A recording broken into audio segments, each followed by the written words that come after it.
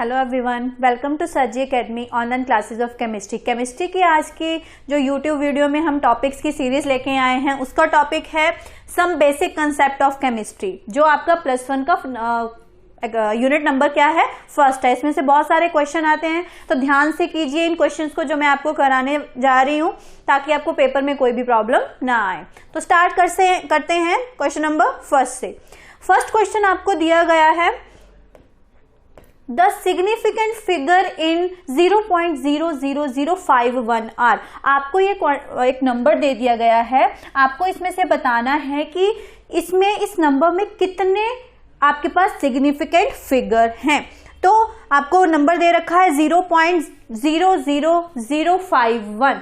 तो आपको पता होना चाहिए कि जब भी आपके पास ऐसे डेसिमल वाला कोई नंबर है और स्टार्टिंग से लेके यहां तक पॉइंट के बाद तक 0 है, तो इनको हम काउंट नहीं करते, नॉट सिग्निफिकेंट। जो स्टार्टिंग में जीरोस है, नॉट सिग्निफिकेंट, इनको हम सिग्निफिकेंट नहीं मानेंगे कि इनको सिर्फ लास्ट वाले 2 को। तो 2 यहां पे क्या हुए, आपके सिग्निफिकेंट फिगर्स हुए। होता क्या है, मान लो आपके पास कोई नंबर है 2300, इसमें अगर आपको सिग्निफिकेंट पूछा जाए तो यहाँ पे कोई भी डेसिमल नहीं, अगर डेसिमल नहीं है तो इनको भी हम सिग्निफिकेंट नहीं मानेंगे, सिर्फ किसको मानेंगे, स्टार्टिंग वाले को। तो इसमें भी कितने सिग्निफिकेंट फिगर होंगे, ओनली 2 सिग्निफिकेंट फिगर्स होंगे। अगर आपके पास मान लो कोई क्वेश्चन है 2.00, ये पॉइंट है 2.002, ठीक है। अब देखो पॉइंट के लेफ्ट साइड भी नॉन जीरो नंबर है, पॉइंट के उस साइड 0 है, लेकिन 0 के आगे क्या है आपका,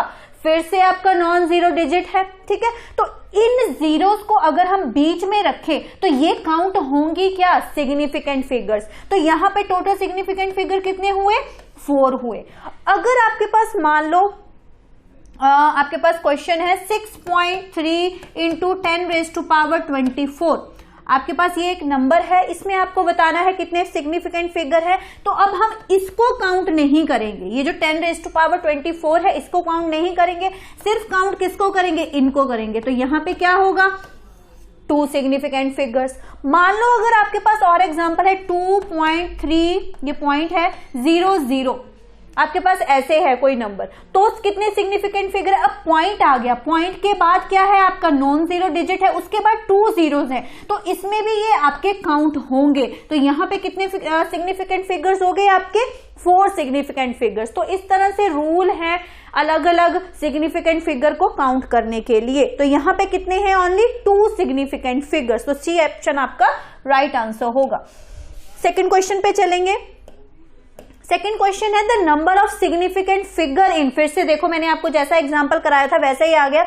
the number of significant figure in 6.02 into 10⁻23, इस नंबर में कितने सिग्निफिकेंट फिगर है। अभी मैंने आपको बताया इसको काउंट नहीं करेंगे, सिर्फ इसको करेंगे। तो यहां कितने हैं, 6.0। अब 0 2 नॉन जीरो डिजिट के बीच में आ रहा है, तो ये सिग्निफिकेंट काउंट होगा। तो यहां पे कितने हैं, 6.02। तो यहां पे आपके पास टोटल कितने हो गए, 3 सिग्निफिकेंट फिगर्स हो गए। तो आपका सेकेंड का क्या है, B option is the right answer.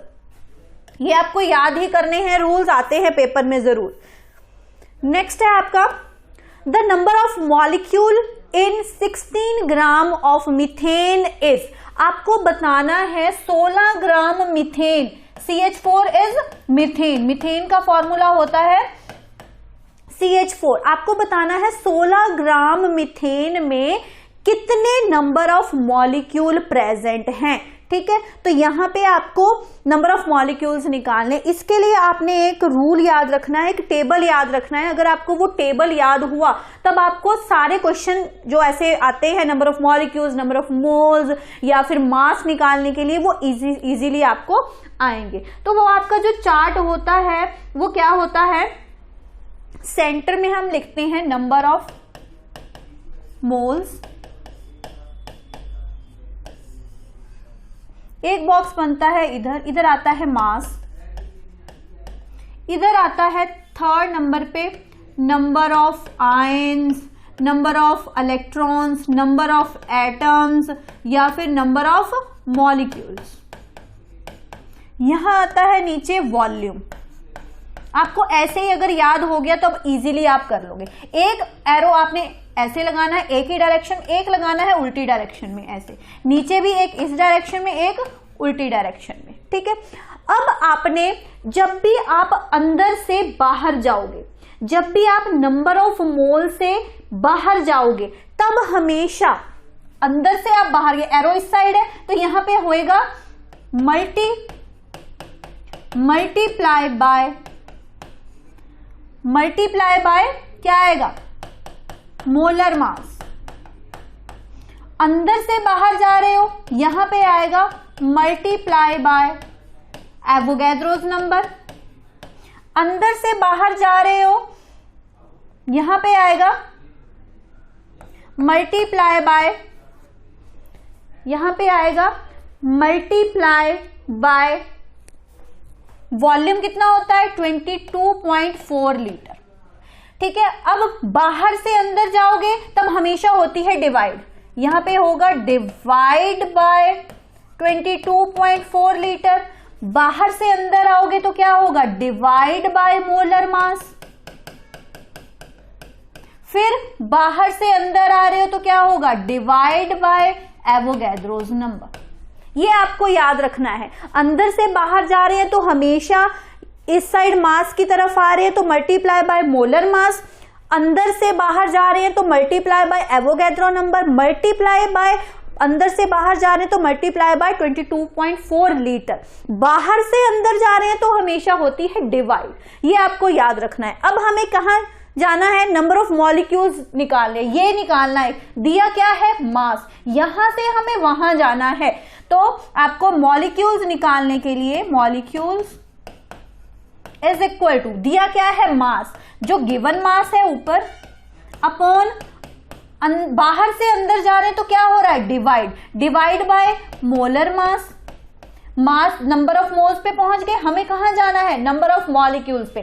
फिर क्या होगा, मल्टीप्लाई बाय एवोगैड्रोस नंबर, क्योंकि एरो उधर जा रहे हैं तो मल्टीप्लाई बाय एवोगैड्रोस नंबर। तो गिवन मास क्या है आपके पास 16 ग्राम। मोलर मास ऑफ मीथेन क्या होगा, कार्बन का 12 plus 4 16 multiply Avogadro number 6.022 into 10⁻23। ये हो गया, 16 से 16 कैंसिल हुआ, ठीक है, कैंसिल हुआ तो क्या बच गया, 6.022 इंटू 10⁻23 मॉलिक्यूल्स, क्योंकि हमारे से क्या पूछा है, मॉलिक्यूल्स पूछे हैं। तो देखते हैं ये वाला ऑप्शन कहां करेक्ट है। तो बी 6.022 इंटू 10⁻23 क्या होगा, आपका राइट आंसर होगा। तो इस फॉर्मूले से आपने सब कुछ निकालना है।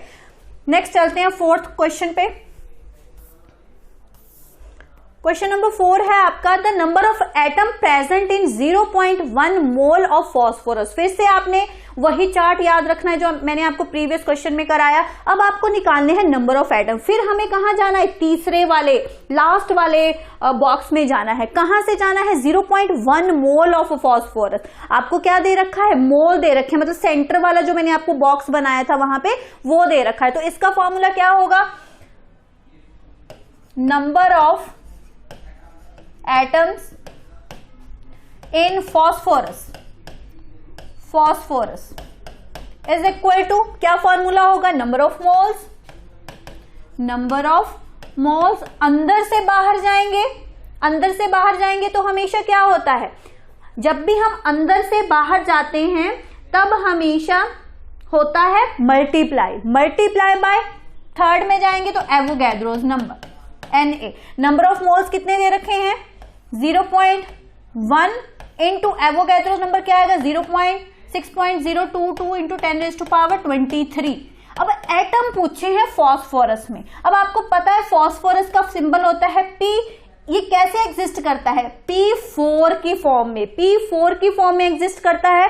तो मल्टीप्लाई साथ में क्या होगा आपका, मल्टीप्लाई क्या होगा, 4 होगा। मल्टीप्लाई क्या होगा, 4 होगा। तो यहां पे जब हम इन सबको मल्टीप्लाई करेंगे तो आपका जो आंसर आएगा वो आएगा 2.4 इंटू 10⁻23 एटम्स। ये मल्टीप्लाई आप खुद करके देखना। तो आपका बी ऑप्शन यहां पे क्या होगा, राइट आंसर होगा। तो फोर्थ का B is the right answer.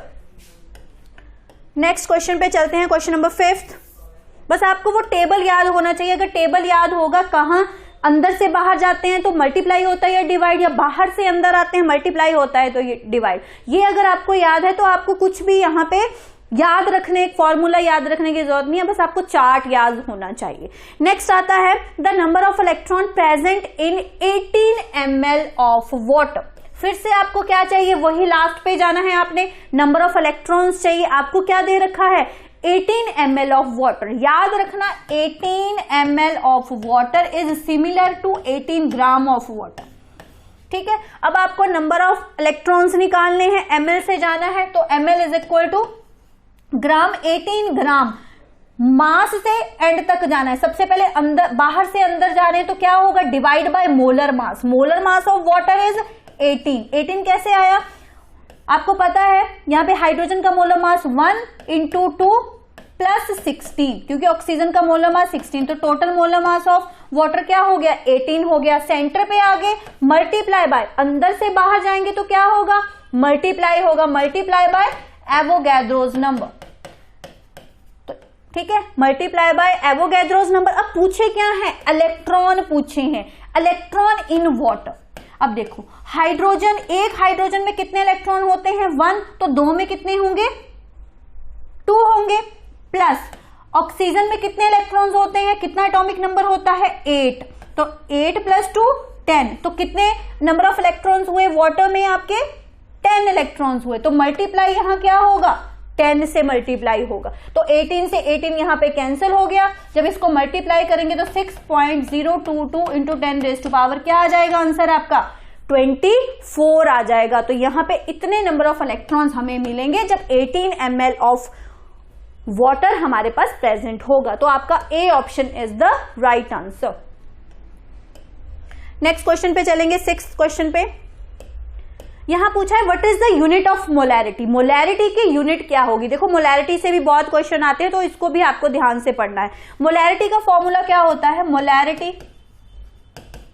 Is equal to number of moles of solute dissolved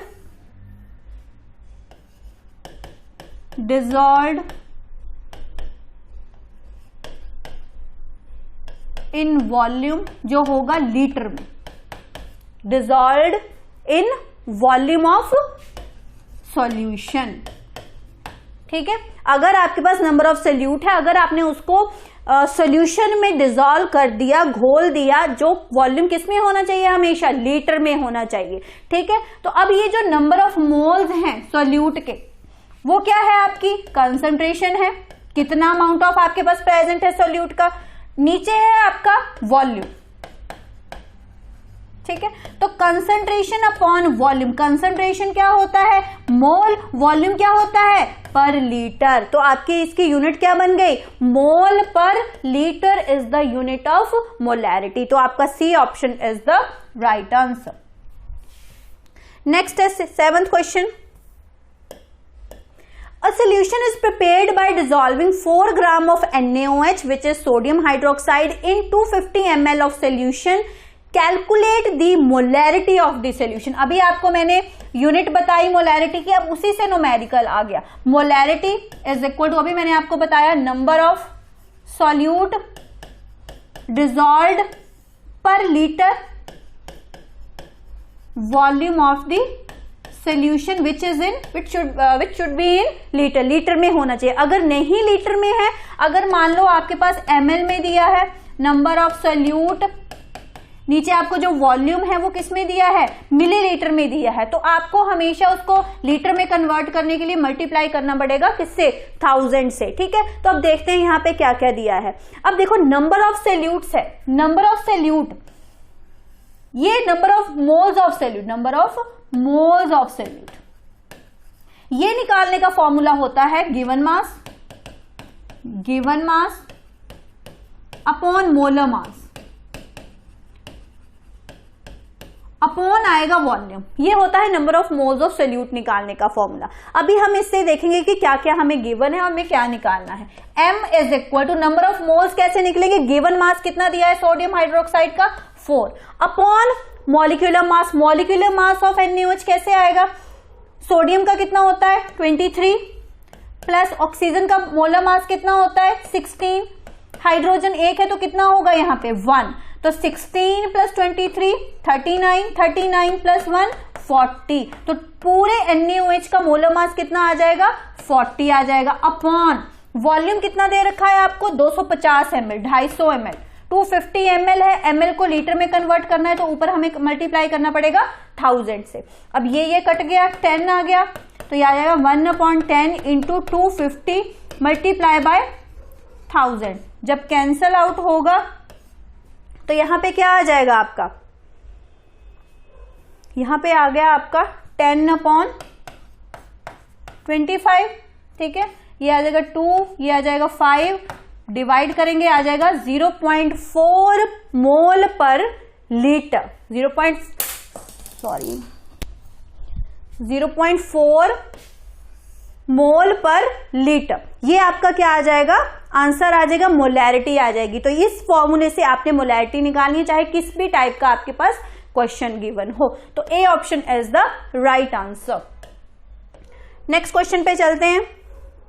next question है आपका question number 8। Solution is prepared by dissolving 2 gram of substance A in 18 gram of water. अब आपके पास बोलता है एक solution बनाया गया है जिसको हमने बनाया 2 ग्राम सब्सटेंस जो A है, 2 ग्राम सब्सटेंस लिया है जिसको हमने डिसॉल्व किस में किया है 18 ग्राम ऑफ वाटर में डिसॉल्व किया है। Calculate the mass percentage of the solute, मतलब आपने सोल्यूट की यहां पे क्या निकालनी है, मास परसेंटेज निकालनी है। मास परसेंटेज निकालने का क्या फॉर्मूला है, मास परसेंटेज निकालने का फॉर्मूला होता है जिसकी आपने मास परसेंटेज निकालनी है वो ऊपर। फॉर एग्जांपल आपको क्या चाहिए यहाँ पे, सोल्यूट। सोल्यूट होता है जो कम क्वांटिटी में डाला जाए, जो ज्यादा क्वांटिटी में होता है वो क्या होता है सॉल्वेंट, कम क्वांटिटी में जो होता है वो क्या होता है आपके पास सोल्यूट होता है। अब यहाँ पे मास परसेंटेज निकालनी है किसकी, सोल्यूट की, तो जिसकी निकालनी है वो ऊपर लिखते हैं। तो यहाँ पे आएगा मास ऑफ सोल्यूट अपॉन पूरा, मास लिख लो या वेट लिख लो, एक ही बात है, वेट, ठीक है, वेट भी लिख सकते हो। नीचे आपका आएगा mass of solution, solvent plus solute को मिक्स करके जो आपका क्या आया है सॉल्यूशन आया। परसेंटेज निकालनी है तो हमेशा आपको क्या करना पड़ेगा 100 से मल्टीप्लाई। तो आपको फॉर्मूले में आएगा जिसका निकालना है, जैसे यहाँ पे ए सोल्यूट का निकालना है WA मतलब weight of the solute upon weight of solute plus weight of solvent multiply by 100। यहां पे वेट ऑफ सोल्यूट कितना दे रखा है 2 ग्राम upon weight of, total weight निकालना है तो सोल्यूट का भी आएगा ग्राम प्लस यहां पे आपका वाटर का भी आएगा 18 इंटू 100, क्योंकि यहां पे हमें परसेंटेज पूछी है। तो 2/2 प्लस 18 कितना हो गया 20 इंटू 100। ये यहां पे हुआ तो यहां पे कितना परसेंट आ गया 10% आ गई आपकी mass percentage of the solute, जो आपका है ए ऑप्शन। तो आपको फॉर्मूला याद होना चाहिए और पता होना चाहिए सोल्यूट क्या है, सॉल्वेंट क्या है और सोल्यूशन क्या है। तो यहां पे 10% is the right answer. 9th question पे चलेंगे। Which of the following quantity change with temperature. अब यहां से ये क्वेश्चन बहुत बार टेट में पूछा गया है कि आपकी ऐसी कौन सी क्वांटिटी है जो टेम्परेचर से चेंज हो जाती है। Options are molarity, molality, mole fraction या फिर नन ऑफ दीज। हमेशा याद रखना टेम्परेचर के साथ वही क्वांटिटी चेंज होती है जिसमें वॉल्यूम की बात की हो, ठीक है। जहां पे वॉल्यूम आ गया, क्योंकि वॉल्यूम टेम्परेचर के बढ़ने से और कम होने से चेंज होता है, ठीक है। तो वैसे ही आपका इन चारों ऑप्शन में से भी वही करेक्ट आंसर होगा जिसमें वॉल्यूम आता हो। अब देखो जैसे मोलैरिटी है, मोलैरिटी का फॉर्मूला जैसे मैंने आपको पहले ही बताया क्या होता है, molarity is equal to number of solutes, sorry number of moles of solute upon volume of the solution, volume of solution in litre, है ना, ये है इसका फॉर्मूला। अब देखो वॉल्यूम आ गया तो ये हो सकती है, तो फर्स्ट पे ही वैसे हमें अपना करेक्ट आंसर मिल गया, तो ये आपका क्या होगा मोलैरिटी होगी। मोलैलिटी का फॉर्मूला क्या होता है, molality is equal to number of moles of solute upon mass of the solvent in KG.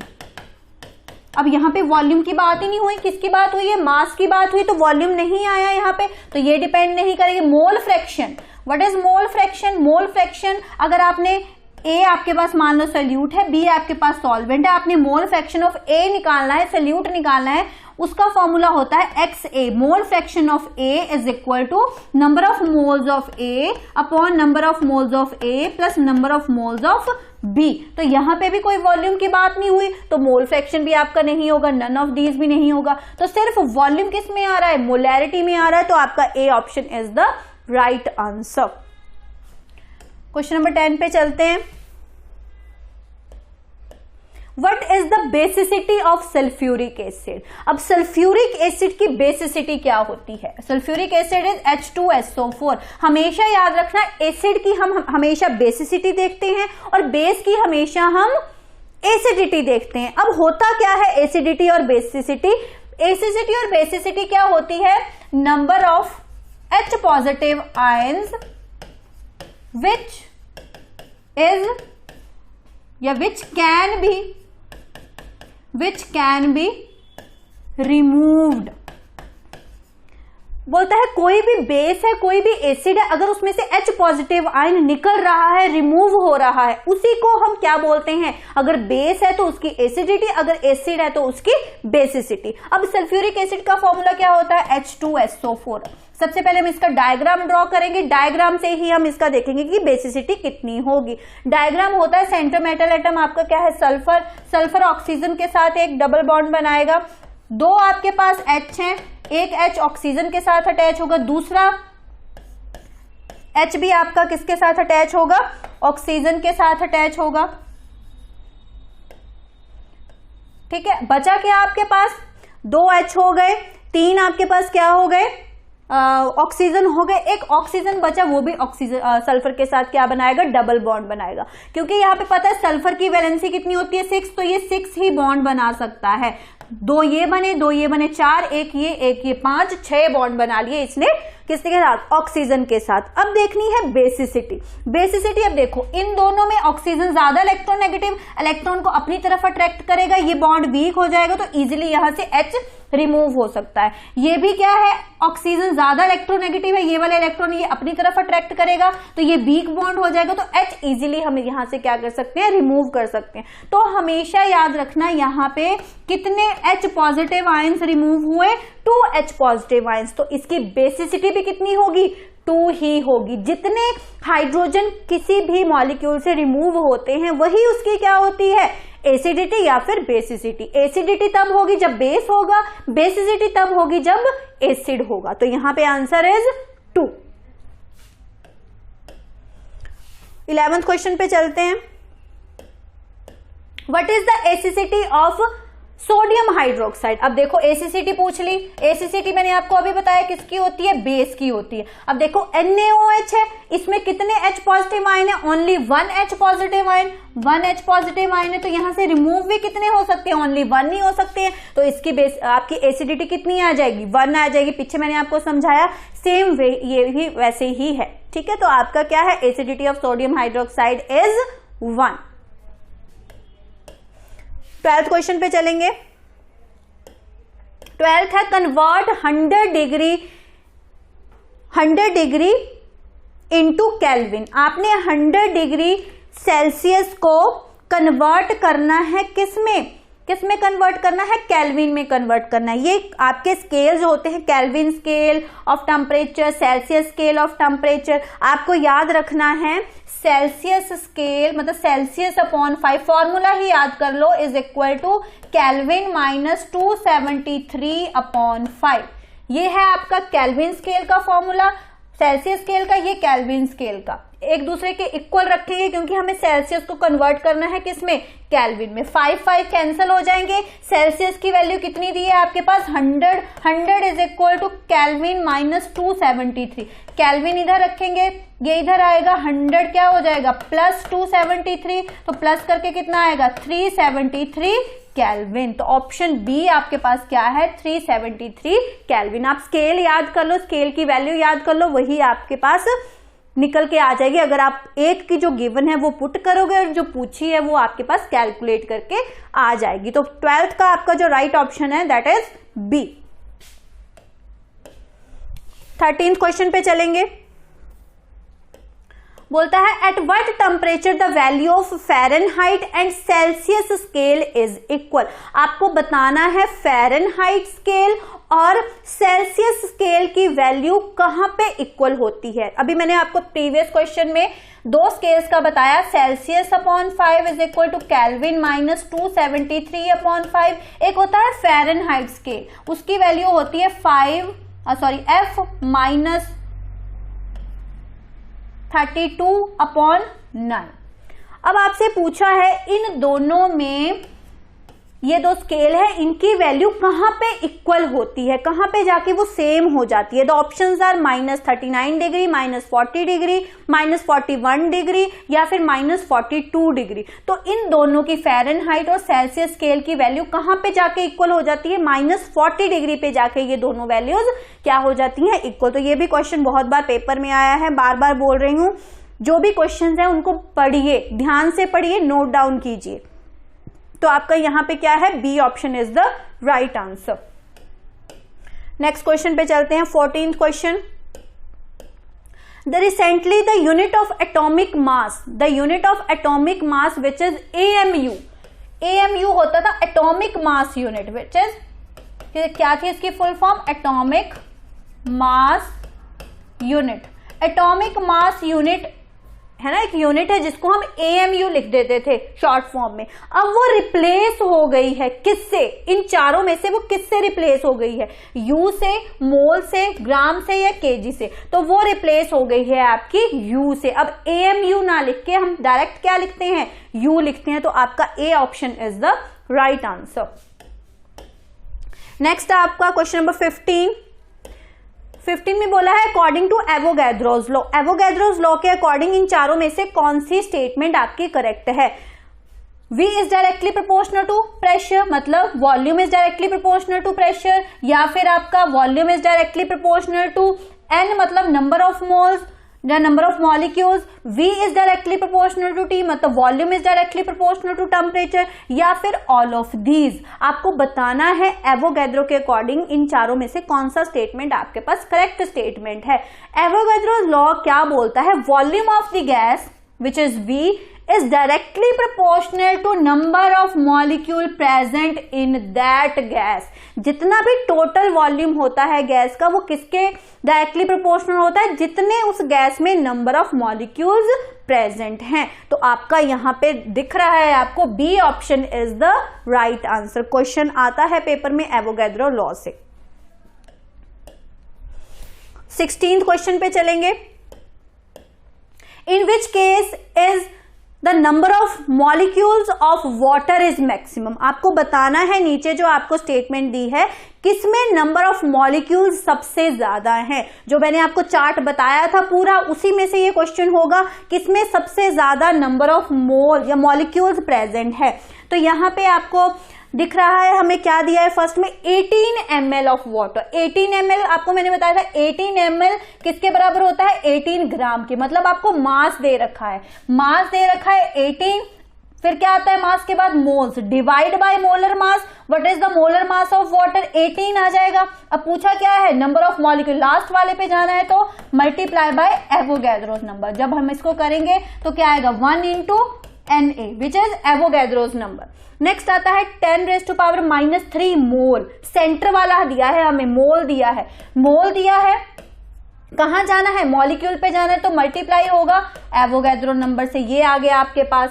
फिर उसके बाद है 0.18 ग्राम, फिर से मास दिया है 0.18, मोलर मास ऑफ वाटर 18, मास पे आ गए। अब मॉलिक्यूल पे जाना है तो एवोगैड्रोस नंबर। जब ये कट होगा नीचे 2 zeros आ जाएंगी, जब ये हटेगा कट होगा तो आ जाएगा 10⁻² इंटू एवोगैड्रोस नंबर। या फिर बोला है 0.00224 litre of water vapour eight 1 atm and 273 kelvin temperature. तो जब आपको नीचे वॉल्यूम दे रखा है, वॉल्यूम से आपने ऊपर जाना है।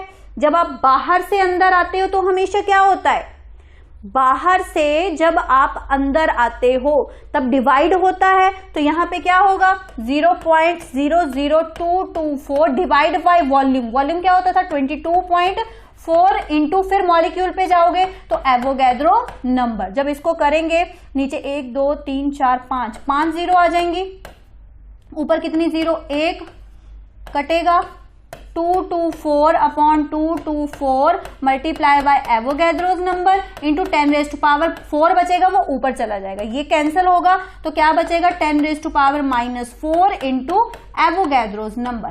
तो ये आपके पास वैल्यू आ गई, एक ये आ गई, एक आपके पास ये आ गई, एक ये आ गई, एक एंड में ये आ गई। अब चारों में से बताना है सबसे ज्यादा वैल्यू किसकी। अब देखो ये तीनों वैल्यूज नेगेटिव है, -4 -2 -3, मतलब 0 से कम है, 0 से कम है तो कम ही होगी, ये क्या है 0 से ज्यादा है।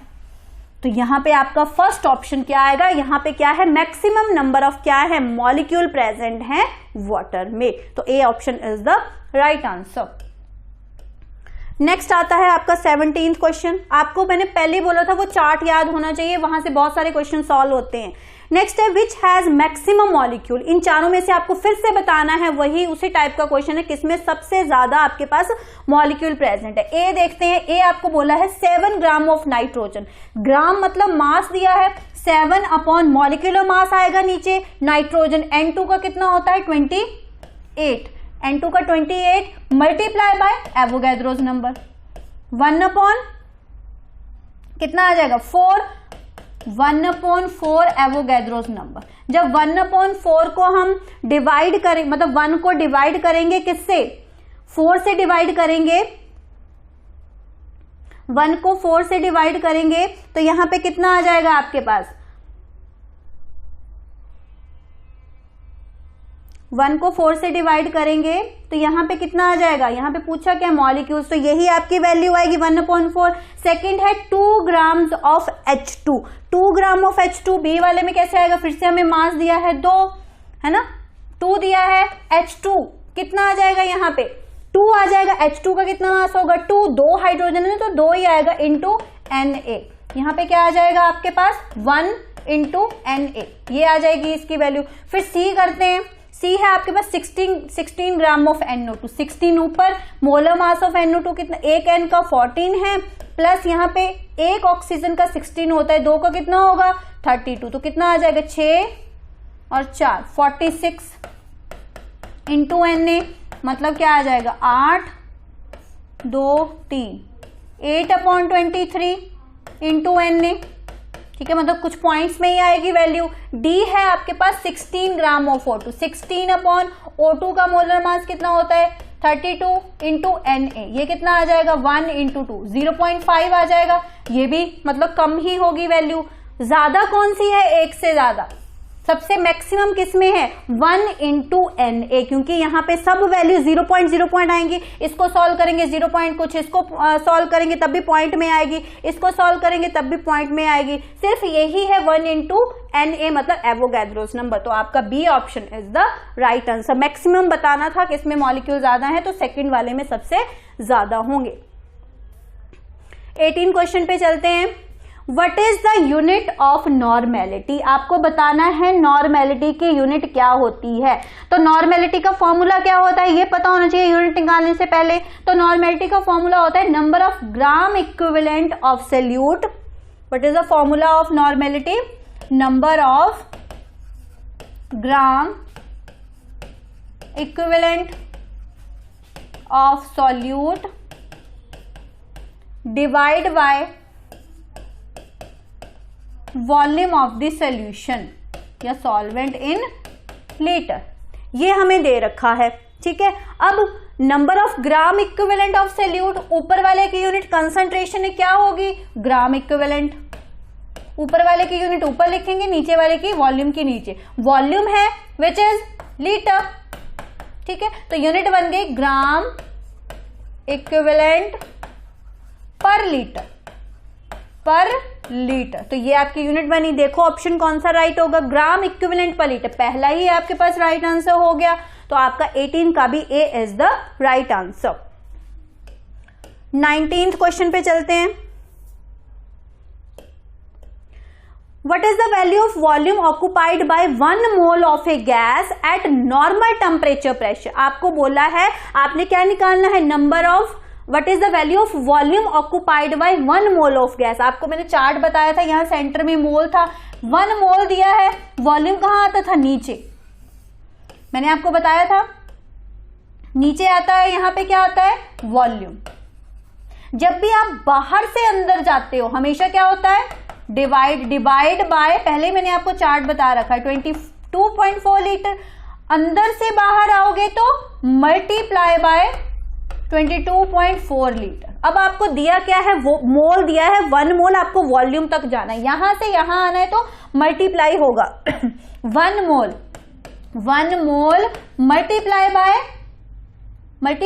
22.4 लीटर, तो वही आ जाएगा answer 22.4 litre, because 1 into 22.4 litre is equal to 22.4 litre. तो ए ऑप्शन आपका यहाँ पे राइट आंसर होगा। वही चार्ट से ही मैक्सिमम क्वेश्चन आए हैं, तो ये आपको याद रखना है चार्ट। नेक्स्ट है आपका 20th question, mass percentage of carbon in ethanol. Ethanol में कार्बन की परसेंटेज को बताना है आपने। इथेनॉल का फॉर्मूला पता होना चाहिए, C2H5OH, ये फॉर्मूला है। आपने कार्बन की परसेंटेज को बताना है किसमें, इथेनॉल में। अब C2 है, अब इसका फॉर्मूला होता है molar mass of carbon upon molar mass of ethanol, पूरे का परसेंटेज पूछी है तो मल्टीप्लाई बाय 100। अब एक कार्बन का मोलर मास कितना होता है, 12, 2 का कितना होगा 24 अपन पूरे का मोलर मास निकालो, 24 तो इसका ही हो गया, प्लस 5 हाइड्रोजन, प्लस यहाँ पे कितना आएगा 16, इसका कितना आएगा 1, यहाँ हो गया 29, यहाँ हो गया 17, ठीक है। तो ये आ जाएगा 6, 3, 4, 46, ये आ जाएगा 24/46। 24/46 को जब आप डिवाइड करोगे, ठीक है, डिवाइड करके मल्टीप्लाई करोगे 100 से, तब आपका जो आंसर आएगा वो आ जाएगा आपका 52%। 52% is the percentage of carbon in ethanol. A option आपका राइट आंसर होगा। 21 क्वेश्चन पे चलते हैं। नेक्स्ट भी सेम वैसे ही है, the percentage of nitrogen in urea. Urea की नाइट्रोजन की परसेंटेज बतानी है आपको यूरिया में। What is the formula of urea, NH2CO अब आपको नाइट्रोजन की परसेंटेज बतानी है, वही फॉर्मूला जो हमने पीछे किया, molar mass of nitrogen upon molar mass of urea, percentage बतानी है तो मल्टीप्लाई बाय 100। अब एक N का 14 होता है, 2 N का कितना होगा 28। पूरे यूरिया का निकालना है तो यूरिया का जो पूरा मोलर मास होता है वो कितना होता है, वो होता है आपका, काउंट करके देख लेते हैं। अब देखो 28 हो गया आपका नाइट्रोजन का, 4 हो गया आपका किसका, यहां पे इसका कैलकुलेट कर लेना, कैलकुलेट करके आएगा 360, ठीक है, 360 आएगा। 360 अब परसेंटेज है तो मल्टीप्लाई बाय 100। जब आप पूरा कैलकुलेट करोगे तो आपका करके आ जाएगा 46%। याद ही कर लो 46% नाइट्रोजन प्रेजेंट होता है यूरिया में, नहीं याद होता तो कैलकुलेशन करना सीख लो, फॉर्मूला सीख लो। तो आपका A option is the right answer. Next है आपका 22nd question, calculate the number of moles in 7.85 gram of iron. फिर से नंबर ऑफ मोल्स का आ गया, हमें मास से, यहां मास होता था आपका, मास से कहां जाना है, मोल पे जाना है, मोल पे जाना है। बाहर से अंदर आएंगे, अंदर से बाहर जाएंगे। यहां होता था डिवाइड बाय मोलर मास, यहां होती थी मल्टीप्लाई, है ना, अंदर से बाहर आना तो मल्टीप्लाई बाय मोलर मास। अब मास कितना दे रखा है 7.85, बाहर से अंदर जाना है क्योंकि नंबर ऑफ मोल्स निकालने हैं, तो क्या होगा divide by molar mass. Iron का मोलर मास होता है 56। जब आप इसको पूरे को डिवाइड करोगे 22nd क्वेश्चन में, तो आपका जो राइट आंसर होगा डिवाइड करके वो आएगा 0.141 मोल, क्योंकि मोल क्या है आपकी, मोल्स हैं, उसकी जो यूनिट होती है वो क्या होते हैं, मोल होते हैं। तो 0.141 आपका क्या होगा, राइट आंसर होगा किसका, अगर 7.85 ग्राम में मतलब आयरन में इतने ग्राम प्रेजेंट हो, ठीक है, तो सी ऑप्शन आपका राइट आंसर होगा। नेक्स्ट है 23rd क्वेश्चन। 23rd क्वेश्चन में आपको यहाँ पे फॉर्मूला पूछा है, विच फॉर्मूला इज करेक्ट। आपको करेक्ट फॉर्मूला बताना है। Normality, normality is equal to molarity into molar mass upon equivalent mass. Molarity is equal to normality into molar mass upon equivalent mass. Normality is equal to molar mass upon equivalent mass, या फिर none of the above. आपको याद रखना है normality, एक तो formula था आपका number of gram equivalent of the solute upon volume of the solution in litre, एक वो था। एक होता है normality is equal to molarity into molar mass upon equivalent mass. तो ये आपका first option is the right answer. Next है आपका 24th क्वेश्चन।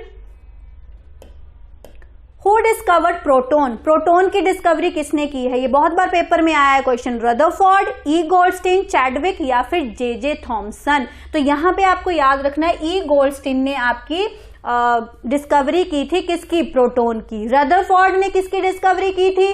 न्यूक्लियस की, एटम के अंदर। ठीक है, जे थॉमसन ने किसकी की थी? इलेक्ट्रॉन की थी। फिर ये था आपका चैडविक ने चार्ज की, है ना, जो इलेक्ट्रॉन का चार्ज है उसकी डिस्कवरी की थी। तो आपका यहां पे राइट आंसर होगा ई गोल्डस्टीन। नेक्स्ट है आपका 25th क्वेश्चन। क्वेश्चन आपको पूछा गया है energy of electron in n orbit. Energy of electron in n orbit is equal to, a है -13.2 upon n square z square upon electron volt per atom, -13.6 z square upon n square electron volt per atom, -13.6 upon z square into n square electron volt per atom, या फिर none of these. याद कर लो कि जो आपका 25th question है energy of the electron in n orbit का जो राइट आंसर होगा वो होगा -13.6 अपॉन एन स्क्वायर ऊपर जाएगा into Z square electron volt per atom. ये है आपका राइट आंसर किसी भी ऑर्बिट में अगर हमने इलेक्ट्रॉन की एनर्जी निकालनी है। ठीक है, तो यहां पे होगा आपका बी ऑप्शन राइट आंसर। तो इस तरह से आपके फर्स्ट यूनिट से भी जो 25 क्वेश्चन थे वो खत्म होते हैं। होपफुली आपको समझ आया होगा। अगर वो चार्ट याद रखोगे तो number of moles, number of molecules, atom, वो सब आपको आएंगे। मोलैरिटी से क्वेश्चन आ जाता है। ठीक है, तो वो सब आपने याद रखना है। सिग्निफिकेंट फिगर का भी आपने याद रखना है। तो तब तक के लिए थैंक यू। मिलते हैं न्यू वीडियो में।